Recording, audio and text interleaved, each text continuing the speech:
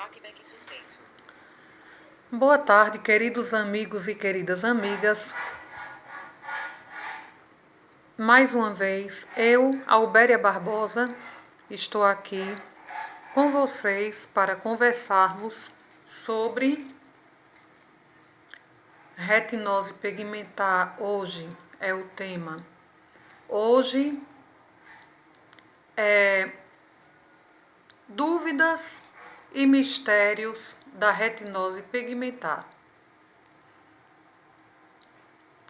Eu já contei a vocês que quando eu era criança, as pessoas diziam que o meu problema, as pessoas da minha família, que o meu problema não, que a minha deficiência. Problema é eu não lutar com ela. Que a minha deficiência não era uma deficiência, era uma besteirinha, mas que eu enxergava. Só que como eu contei a vocês no primeiro vídeo, eu não reconhecia rostos. Gente, eu tenho dificuldade de falar ligeiro demais. Começo a falar ligeiro, começo a me atrapalhar na fala. Eu não reconhecia rostos, eu precisava andar segurando a mão das pessoas para poder enxergar. Então,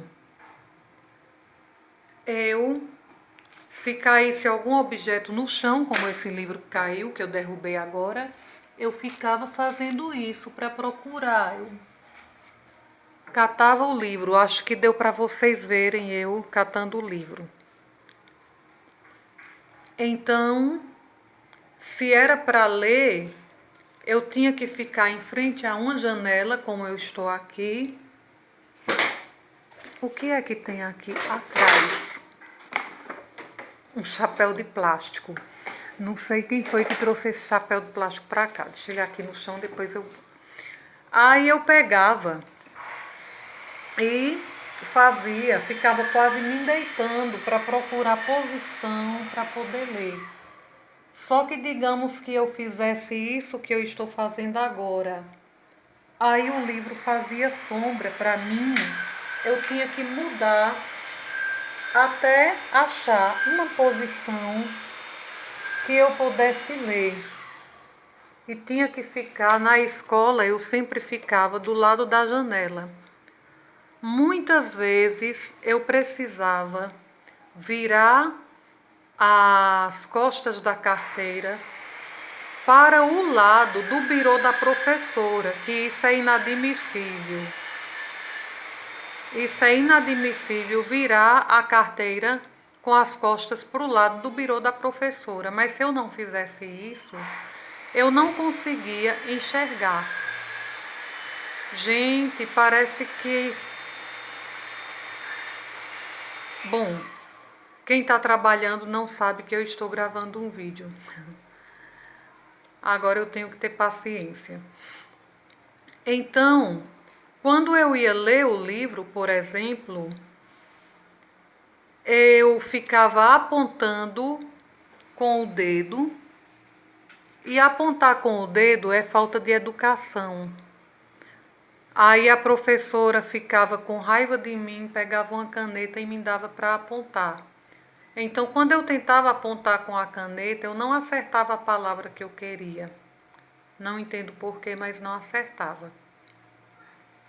Às vezes, eu conseguia enxergar coisas que eu mesma ficava espantada. Como, por exemplo, uma vez, já depois de eu casada, a minha visão já tinha tido uma piora. Eu fui atender uma pessoa, um amigo do meu marido na área aqui de casa. E quando eu fui atender o amigo do meu marido, tinha um papelzinho no chão muito pequeno. E eu olhei para o chão e consegui ver o papel. E até hoje eu não entendo como eu consegui ver aquele papel. Então confundia muita gente, porque as pessoas perguntavam o seguinte: afinal de contas, tu enxerga ou não enxerga? É difícil de explicar. Se uma pessoa viesse me dar um objeto, ela vinha me dar e eu ia logo com a mão para procurar o objeto. Aí a pessoa dizia: pegue o objeto, veja primeiro para poder pegar. E muitas vezes eu até conseguia ver, mas eu sentia muita dor para poder ver. Eu não conseguia fixar o olhar muito tempo em algo, porque doía demais os olhos, mesmo que eu conseguisse ver. Para assistir TV, eu ficava bem em cima da TV, mas em cima mesmo. Eu sentava na ponta do sofá, geralmente o sofá na casa da minha tia mesmo formava um L com a estante. Então eu ficava na ponta do sofá para ficar perto da estante para poder ver a TV. E outra coisa também, eu conseguia ver algumas coisas na televisão, além de ver a claridade, se a TV tivesse com muito brilho e muito destaque de cores, eu conseguia ver uma mulher, por exemplo, usando um brinco, conseguia ver que ela usava um brinco, que ela usava um relógio. Se ela teve um filme que uma mulher estava com o braço quebrado, eu consegui ver. Novelas, casal se beijando. Só que se a cena fosse rápida demais, eu não conseguia ver. Eu não sabia que o nome disso era retinose pigmentar. Descobri quando eu tinha 16 anos. Outra coisa, os meus olhos, eles não param. Eu não sei se no vídeo dá para perceber. Eu tenho também nistagmo. O médico disse que é nistagmo esse dançar dos meus olhos, que eles ficam sempre dançando, eles não param. E com o tempo eu descobri, eu olhava muito para cima, meus pais brigavam muito comigo porque além de eu olhar muito para cima, eu não podia ver um lugar onde tivesse claridade, uma porta, uma janela, não podia ver, que eu ficava focando, como eu estou focando aqui nessa janela. E meu pai ficava muito chateado com isso. Fui em vários oftalmologistas, usei óculos, os óculos não serviam. Muitas vezes eu tinha que mentir para a minha família, brincar de faz de conta, porque eles se esforçavam muito por mim. Aí eu tinha dó, né? Eu era criança, mas eu tinha dó de ver eles se esforçarem tanto para nada. E além do mais, eu também queria me enganar. Eu queria fazer de conta que enxergava, porque eu realmente queria enxergar. Então, com 16 anos, eu descobri que era retinose pigmentar, tive uma piora brusca na visão. Descobri com o tempo que a pessoa é criança, a pessoa não sabe explicar as coisas. Por exemplo, eu poderia explicar jamais que eu via melhor de lado do que de frente, que a minha visão central era pouca, e que se eu olhasse para baixo eu não via muito bem, eu só via bem se eu olhasse para cima. Eu não sabia explicar isso porque eu era uma criança. Depois o tempo foi passando e eu fui entendendo. Outra coisa, eu não sei se eu já falei, mas eu não focava o olhar nas pessoas. E até hoje, muitas vezes as pessoas estão conversando comigo, pensam que eu não estou dando atenção porque eu estou olhando para um lugar totalmente diferente. Só que eu estou ouvindo. E eu acho que o ouvido é tudo que eu preciso para dar atenção às pessoas.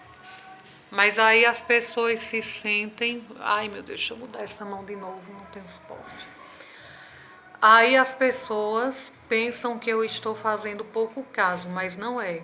Então, atualmente, eu procuro me treinar para ficar olhando em direção às pessoas que estão conversando comigo. Mas, de vez em quando, em um momento de distração, eu estou conversando com a pessoa e olhando para outro lugar que não tem nada a ver com o lugar que a pessoa está. Às vezes estou fazendo um trabalho e olhando para outro canto.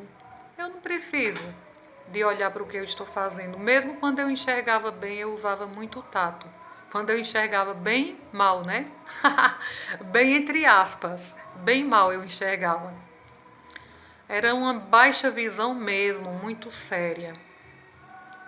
Então, eu contei a vocês também que no ano de 2009 eu tive uma piora. Antes dessa piora, eu tive uma melhora em um tempo rápido, que até hoje eu não sei por que essa melhora, foi como uma despedida. Inclusive, até voltei a ler, que eu tinha deixado de ler. Só que foi uma coisa muito rápida, piorou novamente. E hoje cedo, por incrível que pareça, eu consegui ver a claridade da janela com a visão central.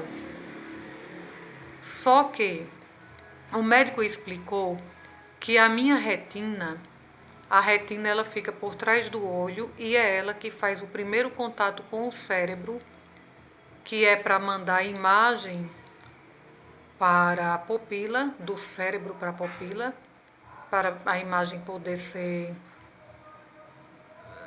vista, né? Organizar para a gente ver. Eu não sei explicar as coisas de forma científica, não. E também capta a imagem do ambiente externo para o cérebro. Então, essa conexão é o que falha em mim. A retina, que fica por trás do globo ocular, ela é falha. Então, por ela ser falha, é que eu não consigo enxergar. Aí o médico disse que a minha retina, comparou a retina com um espelho quebrado. O espelho todo quebrado, você se olha nele, você não consegue ver direito. Mas quando você passa por um ponto que está fácil de você enxergar, que você consegue focar, você consegue se ver. Então, essas áreas da minha visão, essas ilhas da retina, que eu consigo ver, digamos que seja um pedacinho maior no espelho quebrado. Outro comparou com filme de máquina fotográfica. A nova geração, a galerinha nova, eu não sou muito de falar gíria, não sei falar gíria direito, não é? Mas o pessoal mais novo, geralmente, eu acredito que só tem conhecimento de filme de máquina, acho que pela internet. Porque hoje eu nem sei se existe mais.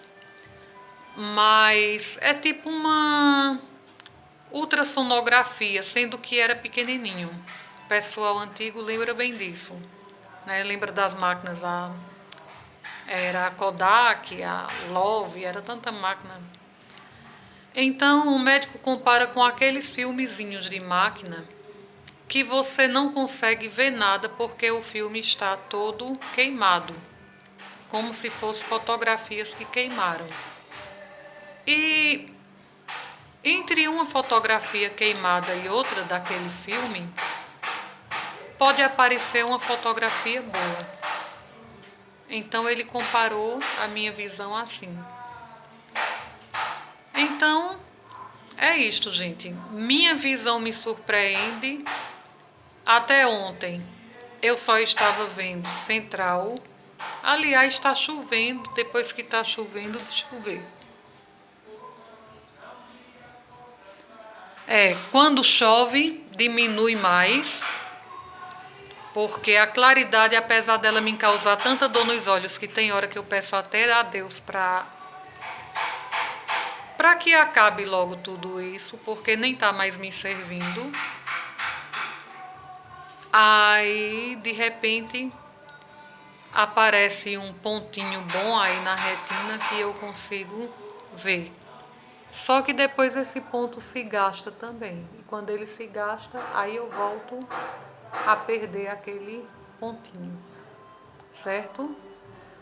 Então isso era o que eu queria conversar com vocês hoje. Mas eu tenho muitas outras coisas para conversar. Hoje eu tô toda bonita, gente, toda maquiada. Qualquer dia desse nós vamos conversar um pouco sobre pessoas cegas se arrumar, se maquiar. Temos muito o que conversar. Eu não sou muito vaidosa, mas tem pessoas mais vaidosas do que eu. Mas isso vai ficar para um próximo vídeo. Um abraço para todos, uma ótima tarde, que Deus abençoe a todos vocês.